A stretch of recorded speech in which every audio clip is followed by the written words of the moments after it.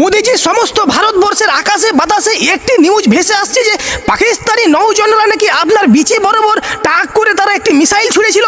তো সেই মিসাইলের হাত থেকে আপনি কিভাবে বেঁচে আসলেন এবং আপনি কোন ক্ষমতার বলে সেই মিসাইলের হাত থেকে নিজেকে রক্ষা করলেন সেটা একটু বলেন তো।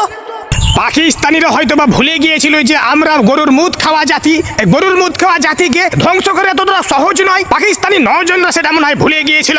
তো আমি তো মনে করেন যে সকালে দুপুরে রাত্রে 3 বেলা 1 গ্লাস করে আমি গরুর মুদ পান করি। আর গরুর মুদের পান করলে কি হয়, শরীরে মনে করেন আলাদা একটা এনার্জি আসে, ব্রেনে আলাদা একটা কার্যকর ক্ষমতা আসে। তো আমি যখন মুততে বসেছিলাম তো পাকিস্তানি নৌজনরা আমার বিচি বরাবর যে মিসাইলটি ছড়িয়েছিল সে মিসাইলটি আমি আগে থেকে বুঝে নিয়েছিলাম যে আমার দিকে আসছে।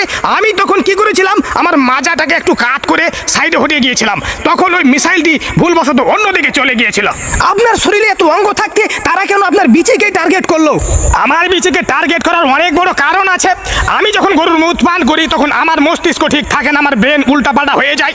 আমি তখন কি করি, ভারতের মুসলমানদের উপরে একটু নির্যাতন চালাই, আমি কাশ্মীরের মুসলমান গেলাকে একটু এই মারাপিটা করি। আর এটাই কিন্তু পাকিস্তানিদের সহ্য হয় না, তাদেরকে জলে আমি যখন মুসলমান গেলাকে মারি তাদের জলে। আর এই কারণেই তারা কিছুদিন থেকে আমার বিচি বরাবর তারা মিসাইল ছোড়ার জন্য মেলে রকমের পদ্ধতি অবলম্বন করছে।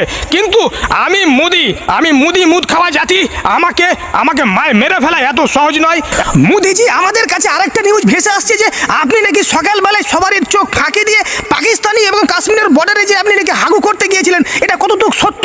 হ্যাঁ ময়ূকজি, এটা সত্য কথা। আমাকে যখন হাগা লাগে আমি বদমাইশি করে এই কাশ্মীরের বর্ডারে যে হাগু করতে যাই। এখানে আমার অনেক বড় একটা কারণ আছে, কারণ আমি কাশ্মীরের বর্ডারে যে যখন হাগু করি তখন ওখানে একটা পায়খানা আমি নির্মাণ করে দিই এবং ওই পায়খানা নির্মাণ করতে গিয়ে পুরো কাশ্মীরটাকে আমি আমার দখলে নিতে চাই।